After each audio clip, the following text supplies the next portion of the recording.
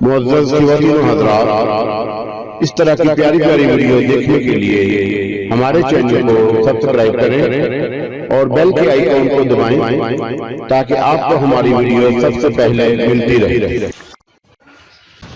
अस्सलामु अलैकुम दोस्तों, पेशे खिदमत है काली आत्मा एपिसोड नंबर 29। इंसानों की इस दुनिया में वो इंसान ही का रूप धार करके रह सकती थी, चुनाचा उसने अपने आप को इंसानी रूप में तब्दील कर लिया और एक इंतहाई खूबसूरत औरत की शक्ल इख्तियार कर ली। लेकिन उसके पास कोई ठिकाना नहीं था, कोई ऐसी जगह नहीं थी उसके पास के जहां वो क़याम कर सके। मामूली से लिबास में मलबूस वो सनाका के मकान के आसपास भटकती रही थी। कोई तरकीब समझ में नहीं आई थी कि क्या करे। सनाका के मकान के सामने एक और खूबसूरत मकान बना हुआ था और उस वक़्त जैरोक मकान के सदर दरवाजे पर खड़ी इसी सोच में गुम थी कि क्या किया जाए। थोड़ी ही देर में एक मोटर उसे अंदर आती हुई नजर आई। मोटर में आगे ड्राइवर बैठा हुआ था और पीछे एक इंतहाई खूबसूरत फैशनेबल लड़की जो चेहरे से बहुत खूबसूरत नजर आती थी। उसने जैरोक को देखा और दफतन गाड़ी रुकवा ली। उसकी गहरी निगाहें जैरोक का जायजा ले रही थी। फिर उसने इशारे से जैरोक को करीब बुलाया और जैरोक उसके करीब पहुंच गई। कौन हो तुम और यहाँ क्यों खड़ी हो? माफ़ी चाहती हूँ, गलती से खड़ी हो गई थी, जैरोक टोटे हुए लहजे में बोली और मोटर में बैठी लड़की हंस पड़ी। अरे मैंने तुमसे ये नहीं कहा कि यहाँ क्यों खड़ी हो। माफ़ी मांगने की क्या बात है? मेरा मतलब है कि कोई काम तो नहीं था मुझसे।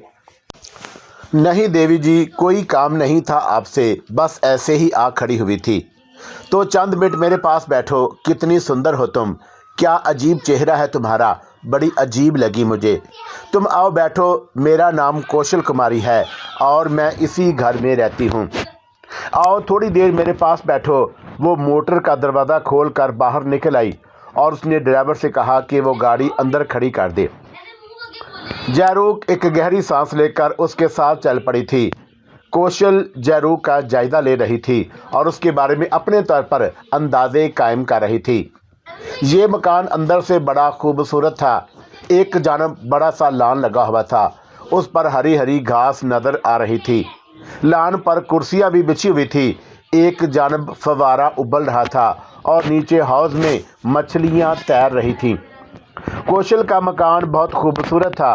वो उसे लिए हुए बरामदे में दाखिल हो गई। यहाँ भी बैठने का इंतज़ाम था और उसने जैरोक को बैठने के लिए कहा और बोली, क्या पियोगी?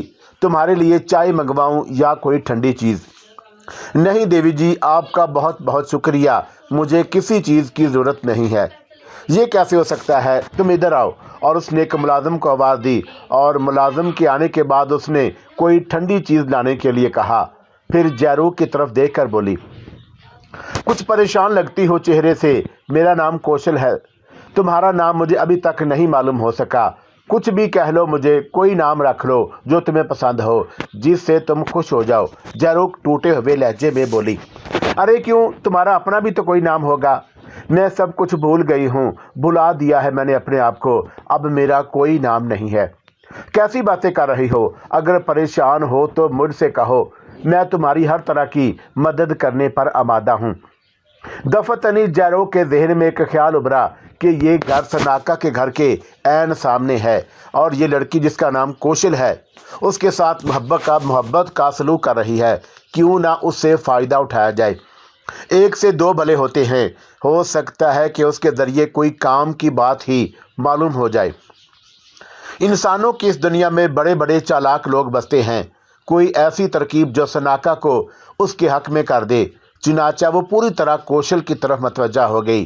फिर आहिस्ता से बोली, माता पिता ने मेरा नाम आराधना रखा था, लेकिन अब मैं कुछ भी नहीं हूँ।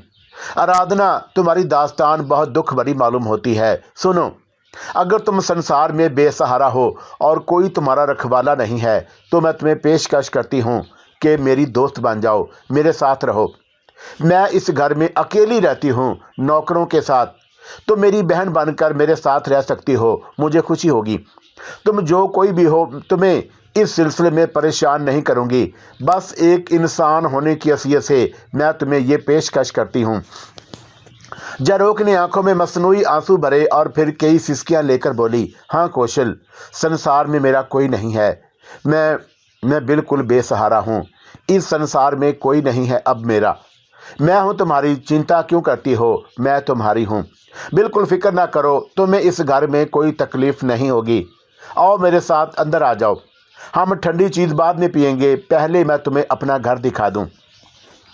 ये घर बहुत शानदार था, बेशुमार कमरे थे उसमें। कौशल ने उसे अपने कमरे के बराबर एक कमरा रहने के लिए दिया और फिर बहुत से लिबास उसके हवाले करते हुए बोली, देखो आराधना, तकल्लुफ़ मत करना। जब मैंने तुम्हें अपना बना लिया है तो फिर इस घर में हर चीज़ तुम्हारी है। तुम इतनी सुंदर हो कि तुम्हें बता नहीं सकती। तुम्हारा यहाँ रहना मुझे बहुत ही पसंद होगा।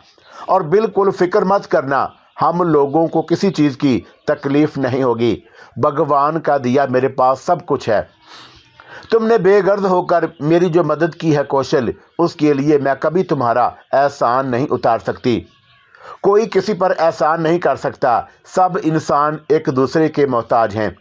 एक दूसरे की मदद के बगैर तो इस दुनिया में कुछ भी नहीं हो सकता। बस तुम मेरे पास रहो मेरी बहन, बल्कि मेरी दोस्त, मेरी सहेली बनकर। ज़ारोक ने गर्दन झुका दी थी। कौशल दर हकीकत बहुत अच्छी साबित हुई थी। ज़ारोक को नहीं मालूम था कि वो क्या करती है, उसका ज़रिया आमदनी क्या है, इतनी ऐशो इशरत की ज़िंदगी वो कैसे गुजारती है। लेकिन बहरहाल उसे इन तमाम बातों से दिलचस्पी भी नहीं थी। वो कौशल के साथ रहने लगी।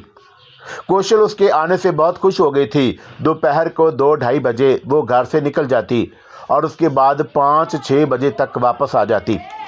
उसके बाद फिर वो साथ साथ ही रहते।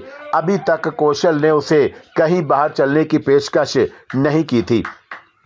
5-6 दिन यूं ही गुजर गए। ज़ारोक छुप छुप कर ये अंदाज़ा लगा लेती कि सनाका का सामने वाले घर में सुकून से रह रहा है और उसे ये भी इल्म हो चुका था कि काजल, सरोज और शोभा अब सनाका से नफरत करती हैं, क्योंकि उसने उन तीनों ही से प्रेम की बात मान ली थी और उनका ये अंदाज़ा था कि सनाका उन तीनों को बेवकूफ़ बना रहा है। चुनाचा अब कम से कम कोई ऐसी लड़की नहीं थी जिसके बारे में ज़ारोक को शुबा होता कि वह सनाका से प्रेम का नाटक रचाने के लिए तैयारियां कर रही है। सनाका भी ज़्यादातर घर में ही रहता था और उसे यहाँ कोई काम भी नहीं था। हरिदास चैन की बंसी बजा रहा था। घर में तरह तरह की चीज़ें सजाई जा रही थी और खूब ऐश की गुजर रही थी। गंगा भी खुश थी। ये तमाम बातें ज़ारोक को मालूम थी। चुनाचा वो मुतमिन थी और कोई ऐसी तरकीब सोच रही थी जिससे सनाका का इत्तेफाक हासिल कर ले। फिर एक रात ज़ारोक कौशल के साथ मकान की ऊपरी मंजिल पर बैठी हुई थी कि कौशल ने कहा, आराधना, मैंने तुमसे वादा किया था कि मैं कभी तुमसे तुम्हारे माजी के बारे में नहीं पूछूंगी, लेकिन ना जाने क्यों तुम्हारे साथ रहते हुए इतना प्रेम हो गया है कि दिल चाहता है तुम्हारे सारे दुख जान लूँ और तुम्हारी मदद करूँ। क्या तुम मुझे अपने बारे में कुछ बताना पसंद करोगी? देखो, मेरी तरफ से कोई ज़रूरत नहीं है। अगर तुम खुद चाहो तो इस सिलसिले में तुम्हारी कुछ मदद कर सकती हूँ। ये ना समझना कि तुम्हारे रहने से मुझे कोई तकलीफ़ है, बल्कि भगवान की सौगंध, मैं तो खुश हूँ कि मुझे तुम जैसी एक दोस्त मिल गई। मैं बस तुम्हारे लिए कभी कभी सोचती हूँ तो उदास हो जाती हूँ। पता नहीं तुम्हें क्या दुख है। ज़ारोक ने कौशल को देखा और एक गहरी सांस लेकर बोली, मैं खुद भी सोच रही थी इस कौशल कि तुम्हें अपने बारे में सब कुछ बता दूं। ये बता दूं कि मैं किन दुखों की मारी हूं। तुम्हारा शुक्रिया कि तुमने मुझे इस काबिल समझा, कौशल ने आहिस्ता से कहा। ज़ारोक चंद लम्हात तक खामोश रही। वो सोच रही थी कि कौशल को किस तरह बताए कि मकसद भी हल हो जाए और उसकी हकीकत ना जान सके। चंद लम्हात खामोश रहने के बाद उसने कहा, कौशल, मैं ये नहीं बताऊंगी कि मैं कहाँ रहती थी, मेरे माता पिता कौन थे और मैंने किस तरह अपना जीवन बर्बाद किया। बस इतना तुम्हें बताऊंगी कि मैं भी एक आज़ाद ज़िंदगी गुजारती थी। कोई दुख, कोई परेशानी नहीं थी। राज करती थी मैं, लेकिन तकदीर के फेर ने सब कुछ मुझसे छीन लिया। मैंने किसी को देखा और उसकी दीवानी हो गई। वो मेरे काबू से बाहर था। मैंने उसे हासिल करने की तरकीबें की, लेकिन नाकाम रही। मैंने उसका पीछा किया, सारा घर बार छोड़ दिया उसके लिए और दर बदर हो गई। लेकिन वह मेरे बस में आने की चीज़ नहीं थी। वो मुझे जानता भी नहीं, पहचानता भी नहीं। उसे ये भी नहीं मालूम कि मैं उससे कितना प्रेम करती हूँ। बस एक अजीब सी नफ़रत है हमारे बीच। वो किसी भी तरह मुझसे प्रेम नहीं करना चाहता। अनोखी बात कह रही हो तुम। जब वो तुम्हें जानता ही नहीं तो तुमसे प्रेम कैसे कर सकता है? हाँ, उसने मेरी सूरत देखी, वो मेरी बदन की खुशबू पहचानता है, वो मुझे सूंघ लेता है और हर उस जगह से फरार हो जाता है जहाँ मैं मौजूद होती हूँ। यही जीवन बता रही हूँ मैं कौशल। हमारे बीच नफ़रत चली आ रही है और ये सिर्फ मेरी खुशबू की वजह से है। मुझे बताओ कौशल, मैं क्या करूँ? तुम्हारी बातें अनोखी हैं आराधना। वो तुम्हारी खुशबू से नफरत करता है। उसने तुम्हारी सूरत नहीं देखी, वो तुम्हें पहचानता भी नहीं। उसने तुम्हारी खुशबू कहाँ से सूंघ ली? पता नहीं, मैं नहीं जानती, लेकिन एक बात मैं जानती हूँ। अगर मैं उसके सामने पहुँच जाऊँ तो मेरी सूरत नहीं पहचानेगा, लेकिन मेरी खुशबू ज़रूर पहचान लेगा और फिर वो मुझसे नफरत करेगा। कौन है वो? आखिर है कहाँ? अनोखी बात बताई तुमने, मेरी समझ में तो कुछ नहीं आ रहा। वो यहीं मौजूद है, बहुत करीब, हमारे बहुत करीब। कौशल चौंक कर आराधना की सूरत देखने लगी। बड़ी पुरइसरार बातें कर रही है आराधना, समझ में ना आने वाली। ये कौन हो सकता है? क्या किस्सा है? क्या चक्कर है? कौशल की समझ में एक बात भी नहीं आ रही थी। काफ़ी देर तक वह सोचती रही, फिर गहरी सांस लेकर बोली, हो सकता है कि तुम कुछ तुम कह रही हो सच हो, लेकिन अगर खुशबू पहचानने वाली बात है तो तुम ऐसी खुशबुएं क्यों नहीं इस्तेमाल करती जो तुम्हारे बदन से तुम्हारी खुशबू दूर कर दे और तुम उस तरह उसके सामने जाओ कि वह तुम्हारी खुशबू ना पहचान सके, बल्कि सिर्फ देखे। ऐसा कैसे हो सकता है कौशल? क्यों नहीं हो सकता? इस दौर में क्या कुछ नहीं है। ऐसी ऐसी खुशबुएं ईजाद हो चुकी हैं जिन्हें तुम अपने बदन पर छिड़क लो तो तुम्हारी असल खुशबू दब जाएगी और खुशबू बदन से उठे। ज़ाहिर है कि अगर खुशबू ही से पहचानने वाली बात है तो वो तुम्हें नहीं पहचान सकेगा। लेकिन एक अजीब बात कही तुमने, वो ये कि वो तुम्हारे बिल्कुल करीब मौजूद है, यहाँ मौजूद है। हाँ कौशल, कहाँ है वो? मुझे तो नज़र नहीं आ रहा, कौशल ने इधर उधर देखते हुए कहा और जयरोक हंसने लगी। अब इतना करीबी नहीं कि तुम उसे देख लो। क्या वो तुम्हारे तसव्वुरात में बसा हुआ है? तसव्वुरात में तो बसा हुआ है, लेकिन उसकी शक्ल इंसानों जैसी है। इंसान है वो। मेरा मतलब ये था कि वह इस घर में नहीं, बल्कि तुम्हारे सामने वाले घर में रहता है। सामने वाले घर में तो कुछ नए लोग आए हैं। सुना है कि अभी थोड़े रोज पहले वो घर बसा है और किसी हरिदास ने खरीदा है। हाँ, मैं उसी घर की बात कर रही हूँ। वो उसी घर में रहता है और उसका नाम सनाका है। अरे ताज्जुब है, मेरा ख्याल है कि उस घर में मैंने सिर्फ एक नौजवान को देखा है। बड़ा भोला भाला और सीधा साधा है वो। तो क्या वही सनाका है? हाँ, वही सनाका है। ताज्जुब है, मुझे सख्त ताज्जुब है। तुम उससे प्रेम करती हो? हाँ कौशल, मैं उसी को चाहती हूँ। और वो तुम्हें सूरत से नहीं पहचानता? नहीं, खुशबू से पहचानता है। हाँ, क्या ये बात अकल में आने वाली है? मैं क्या करूं? अगर अकल में नहीं आती तो उसमें तो मेरा कोई दोष नहीं, जयरोक ने मुस्कुराते हुए कहा और कौशल किसी गहरी सोच में डूब गई। फिर थोड़ी देर के बाद बोली, अच्छा एक बात बताओ, मैं उसे अगर तुम्हारे प्रेम पर आमादा कर लूँ तो मैं संसार की वो सारी चीज़ें तुम्हें दे सकती हूँ जिसकी तुम अपने दिल में ख्वाहिश करो। सोच लो क्या कह रही हो।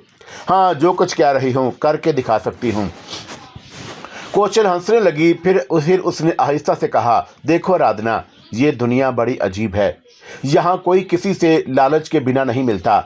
हर शख्स के दिल में एक लालच छुपा हुआ है और यही लालच उसे दूसरों की जानब मतवज्जा करता है। अगर तुमसे मैं कहूँ कि तुम्हारे लिए भी मेरे दिल में एक लालच है तो क्या तुम बुरा मान जाओगी? नहीं, तुमने सच बात कही है और सच्ची बातों का बुरा नहीं माना जाता। तो फिर ठीक है आराधना, पहले मैं तुम्हारे लिए कुछ करती हूँ, उसके बाद मैं तुमको बताऊंगी कि मेरे दिल में तुम्हारे लिए क्या लालच है। जैसा तुम चाहो, लेकिन अगर तुम उसे मेरे प्रेम के लिए मजबूर कर दो तो मैं जो वादा तुमसे कर चुकी हूँ ज़रूर पूरा करूँगी। यानी मेरे लिए सब कुछ करोगी, सब कुछ, इतना कि तुम सोच भी नहीं सकती। अच्छी बात है, तो बस तैयार हो जाओ, लेकिन शर्त यही है कि वो तुम्हें सूरज से नहीं पहचानता हो। तुम्हारे बदन की बू मैं छुपा दूंगी, तुम ऐसा ही करो। ठीक है, हम कल ही वहाँ चलेंगे। कल मुझे दिन में कोई काम नहीं है। कल का वक्त हम उन लोगों से मुलाकात करके गुजारेंगे। जैसा तुम चाहो आराधना, या जयरोक ने जवाब दिया। दूसरे दिन कौशल ने आराधना को एक बहुत ही खूबसूरत लिबास पहनाया, खुद भी एक नया लिबास पहना। दोनों बेहद हसीन नजर आ रही थीं। ख़ास तौर से जरूर का हुस्न तो बेमिसाल था। नागन थी और इंसानों जैसी खसूसियात से किसी कदर हटकर उसके पुरइसरार हुस्न में एक तिलस्म छुपा हुआ था। कौशल ने उसके बदन को बेहतरीन किस्म का सेंट स्प्रे किया और सूंघ सूंघ कर उसे देखने लगी। आराधना को सेंट में बसाने के बाद उसने मुस्कुराती निगाहों से आराधना को देखा और बोली, अब वो पागल ही होगा जो तेरे प्रेम में गिरफ्तार ना हो, मगर वहाँ चलोगी कैसे? चल तैयार हो जा मेरे साथ, आखिर वो हमारे पड़ोसी हैं और पड़ोसियों से मिलना तो हर पड़ोसी का फर्ज होता है। जरूक तैयार हो गई। वो धड़कते दिल से कौशल के साथ बाहर निकल आई। दरवाज़ा सामने ही था। खुले हुए गेट से वो अंदर दाखिल हो गए और सबसे पहले जब ये मकान के बरामदे में पहुंची तो काजल उनके सामने आ खड़ी हुई और उसने अजीब सी निगाहों से उन दोनों को देखा और उसके चेहरे पर शक के जज्बात नजर आ रहे थे। फिर वो मुस्कुराकर आगे बढ़ी और दोनों हाथ जोड़कर प्रणाम करते हुए बोली, आइए देवी जी, आइए। खैरियत, यहाँ कैसे आना हुआ आपका? तुम कौन हो? काजल है जी मेरा नाम, मैं इसी घर में आकर रही हूँ। और तुम्हारे साथ वो जो 2 लड़कियाँ हैं वो मेरी बहनें शोभा और सरोज हैं, मगर आप उन्हें कैसे जानती हैं? दरअसल काजल, मैं तुम्हारे सामने वाले घर में रहती हूँ, हम लोग पड़ोसी हैं और फिर मेरा घर तो बिल्कुल सामने ही है। इसलिए मैंने सोचा कि अभी तक तो तुमने हम लोगों से मिलने की कोशिश नहीं की, क्यों ना हम दोनों बहनें तुम लोगों से मिलने आ जाएं। बड़ा अच्छा किया आपने दीदी, आइए अंदर आइए, माता जी से मिलाऊं आपको, काजल ने कहा और फिर दोनों को एहतराम से अंदर ले गई। अंदर गंगा देवी बड़े ठाठ से साड़ी बांधे बंद लगाए एक छप्पड़ खाट पर बैठी हुई थी। उन दोनों को देखकर उसकी आंखों में हैरत के आसार उभरे। फिर उसने काजल को देखा और काजल जल्दी से बोली, माता जी, ये हमारे सामने वाली पड़ोसन हैं, आपसे मिलने आई हैं दोनों। गंगा देवी ने बड़े खुश अखलाकी से दोनों का इस्तकबाल किया। सरोज और शोभा भी आ गईं और दोनों का हुलिया और सूरतें देखकर वो लोग बड़ी मुतासर हुई थी। खुद बेचारी अभी नई नई दौलतमंद बनी थी। दौलत तो आ गई थी लेकिन सलीका नहीं आया था। दोनों को नहायत अश्क भरी निगाहों से देखा और फिर लड़कियां आपस में खुसर फुसर कर रही थी। कौशल ने कहा, क्या बात है काजल, क्या हमारा आना पसंद नहीं आया? नहीं नहीं कौशल जी, ऐसी बात नहीं, हम तो बस आपको देख देख कर खुश हो रहे हैं। भगवान की सौगंध, कितनी सुंदर लग रही हैं आप। सुंदर तुमसे ज़्यादा तो नहीं हूँ, बस तुम कुछ सादा सी मालूम होती हो, कौशल कुमारी जल्दी से बोली। हाँ कौशल बेटी, दरअसल हम लोग देहाती हैं, यहाँ आकर आबाद हो गए हैं। इन बच्चियों को ठीक से पहनना ओढ़ना नहीं आता। मैं तो उनके लिए परेशान रहती हूँ और सोचती हूँ कि किस तरह इन्हें पार लगाऊंगी। तुम अगर हमारी कुछ मदद करो बेटी, हम पर तुम्हारा ये एहसान होगा। क्यों नहीं मौसी जी, मेरा फ़र्ज है, आप बिल्कुल चिंता ना करें, मैं उन्हें खूब होशियार कर दूंगी। आओ काजल, मुझे अपना घर दिखाओ, कौशल ने बेतकल्फ़ी से कहा और तीनों लड़कियां तैयार हो गईं। कौशल ने आराधना को इशारा किया और वो दोनों उठ गईं। फिर वो उनका घर देखती फिरी थी। एक कमरे में सनाका हरिदास के साथ बैठा हुआ बातें कर रहा था। यहाँ रुक कर काजल ने कहा, आइए कौशल जी और आराधना जी, मैं आपको अपने पिता से मिलाऊं। दरवाज़ा खोलकर वो पांचों अंदर दाखिल हो गईं तो हरिदास घबराकर खड़ा हो गया। हरे राम, खैरियत तो है? क्या बात है? सब खैरियत है पिताजी, ये हमारी पड़ोसने हैं, आपसे मिलने आई हैं। अच्छा, जय राम जी की। हरिदास ने दोनों हाथ जोड़ दिए। कौशल ने भी दोनों हाथ जोड़कर हरिदास को प्रणाम किया और उसकी देखा देखी जयरोक ने भी दोनों हाथ जोड़ दिए थे। कौन से घर में रहती हैं आप? हरिदास ने पूछा।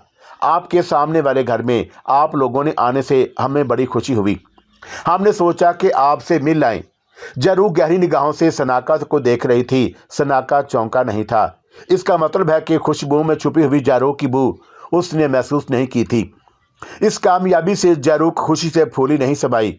इस तरह तो आसानी से सनाका को धोखा दिया जा सकता है। ये कौशल तो वाकई उसके लिए बड़ी काम की साबित हुई। बहर तौर वह उनसे बातें करती रहीं। जारूक खुद तो नहीं बोली थी, कौशल ही तमाम बातें किए जा रही थी। उसने मुस्कुराती निगाहों से कई बार सनाका को देखा था। कैसा सीधा सादा मासूम था और कैसा हसीन नौजवान था।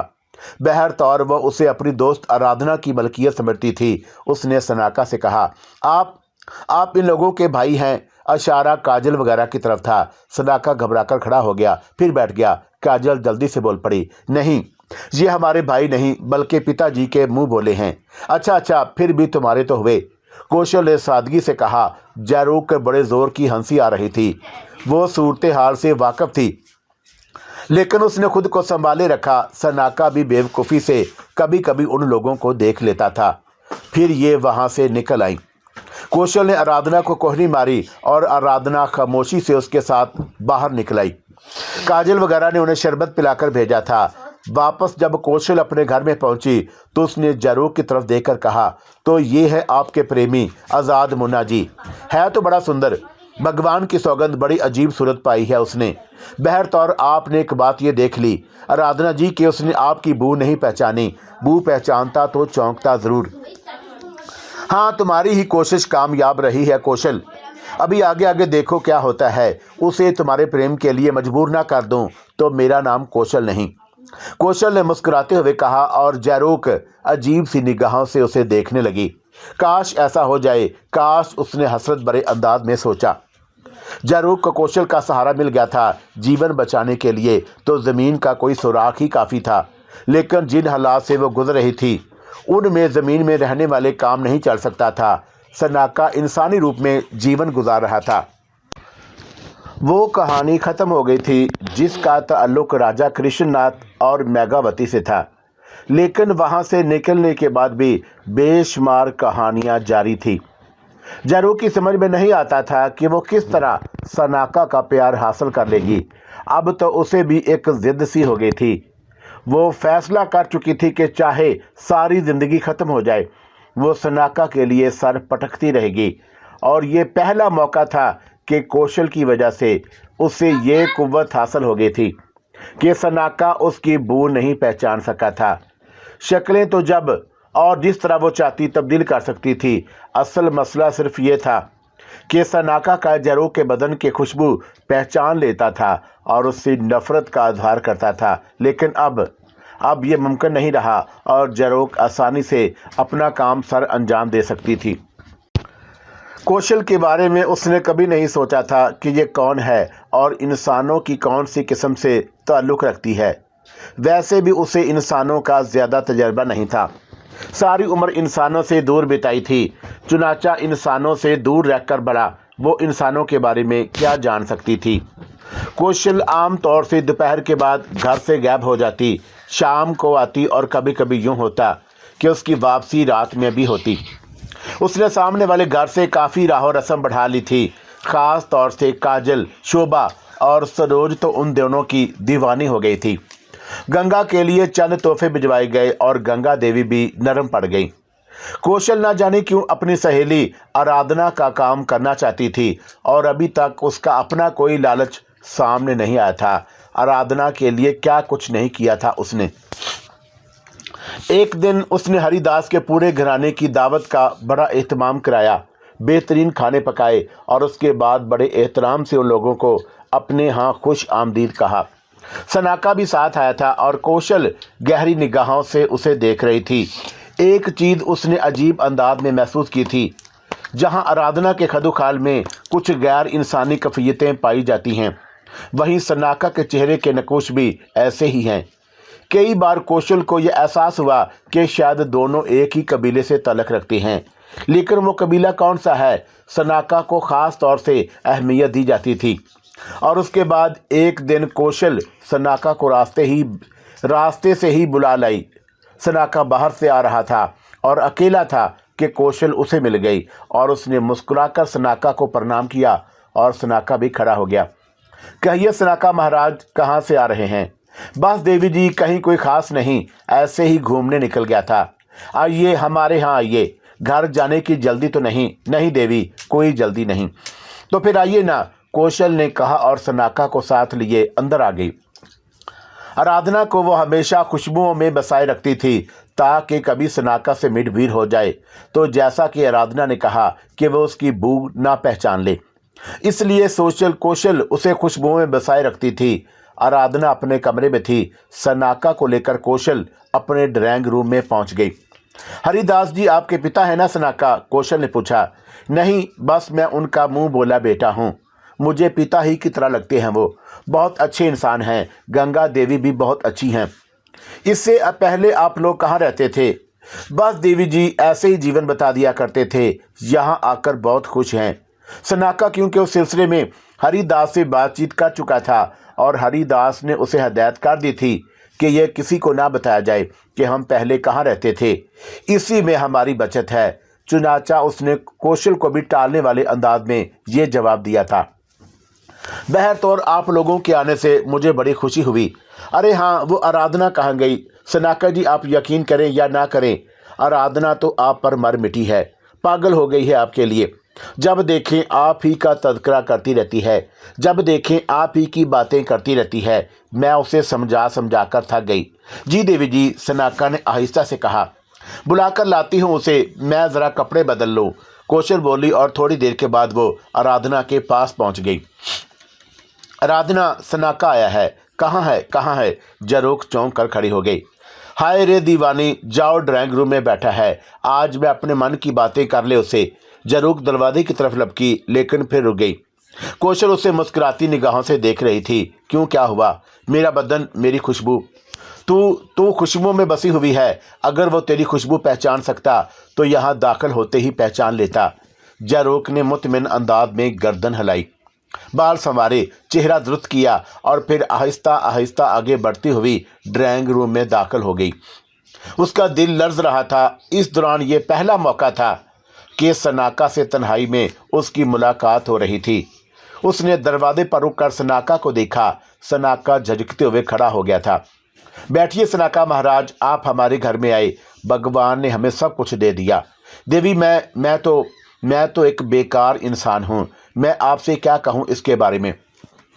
कुछ नहीं, आप बैठिए। जरूक आगे बढ़ाई। ये देखकर उसे खुशी हुई थी कि आज भी सनाका के चेहरे पर ऐसा कोई तासुर नहीं था जिससे ये अंदाज़ा हो कि वो जरूक के बारे में किसी शुबे का शिकार है।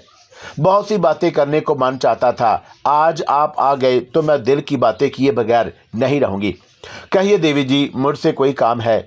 हाँ सनाका जी, आपसे मुझे बहुत से काम हैं। मुझे खुशी होगी कि मैं अगर आपके किसी काम आ सका। हाँ सनाका जी, आप खोए खोए से क्यों रहते हैं? कोई बात है आपके मन में? कोई बसा हुआ है आपके मन में? सनाका ने एक ठंडी सांस ली और जैरोक की तरफ देखकर खामोश हो गया। मैं बेशर्म नहीं हूँ, लेकिन क्या करूँ, पागल हो गई हूँ आपके लिए। सनाका जी, मैंने जब से आपको देखा है मेरे मन में आपकी प्रेम ज्योत जाग उठी है। सनाका जी, मैं आपके साथ जीवन बिताना चाहती हूँ। मैं आपसे प्रेम करती हूँ सनाका जी। मैं आपको सारे संसार में सबसे ज़्यादा प्रेम करती हूँ। सनाका सादा सी निगाहों से उसे देखने लगा। ये भी प्रेम का निकलाई, अब क्या किया जाए? चुनाचा वो आहिस्ता से बोला। देवी जी, आप हाँ सनाका, मैं तुम्हें चाहती हूँ, मैं तुम्हें बहुत ज़्यादा चाहती हूँ। देवी जी, मैं कहीं ऐसा ना हो कि आप कुछ दिन के बाद मुझसे नाराज़ हो जाएं। क्यों? बस कुछ ऐसी ही तकदीर है मेरी। मैं जिसकी तरफ भी प्रेम से बढ़ता हूँ वो नाराज़ हो जाता है। ऐसी तो कोई बात नहीं। वैसे आप किसकी तरफ प्रेम से बढ़े थे? नहीं, ये सारी बातें पूछकर आपको कुछ नहीं मिलेगा, बताइए तो सही। नहीं देवी जी, मैं आपको उससे ज़्यादा कुछ नहीं बताऊंगा, मगर मैं जो आपसे प्रेम करती हूँ। प्रेम करना पाप तो नहीं है। दो दिल एक दूसरे की तरफ मतवज्जा हो जाएं तो इसमें कोई नुकसान नहीं है। आप मेरा प्रेम कबूल करेंगे? देवी जी, अगर आप मुझसे प्रेम करती हैं तो भला मैं आपका प्रेम कैसे ठुकरा सकता हूँ? ओह सनाका, मैं जरोक आगे बढ़ी और सनाका की गर्दन में बाजू डाल दिए। सनाका पत्थर के बुत की तरह साकत खड़ा रहा था। प्रेम का जवाब देना उसकी जिम्मेदारी थी, लेकिन यह जवाब सिर्फ खामोशी से आगे नहीं बढ़ना चाहिए। जरोक अपनी मोहब्बत का इजहार करती रही और खामोश खड़ा सादा सी निगाहों से उसे देखता रहा। लेकिन जरोक बहुत खुश थी। जीवन में पहली बार सनाका की इस कदर कुर्बत का मौका मिला था और ये सब कौशल का कारनामा था। अगर वो कोई वक्त होता तो सनाका यकीनन उसके बदन की खुशबू पहचान लेता और उसके बाद उसे धत्कार देता। ये उसकी ज़िंदगी की सबसे बड़ी कामयाबी थी कि आज वो सनाका के इतने नज़दीक खड़ी हुई थी। उसी वक्त कौशल कमरे में दाखिल हो गई। और ये मंजर देखकर हैरान रह गई और उसने मुस्कुराती निगाहों से उन दोनों को देखा और आहिस्ता से बोली, नहीं भाई नहीं, ऐसे समय मुझे यहाँ नहीं आना चाहिए। नहीं कौशल, आओ आओ आ जाओ। तुमने मेरे ऊपर जो एहसान किया है, मैं उस एहसान का बदला भला कैसे उतार सकती हूँ। ठीक है भाई, तुम्हारी मर्जी। हम दो प्रेमियों के बीच नहीं आना चाहते। क्यों सनाका महाराज, आपका क्या ख्याल है। मैं नहीं जानता देवी जी, मैं इसके बारे में कुछ नहीं जानता।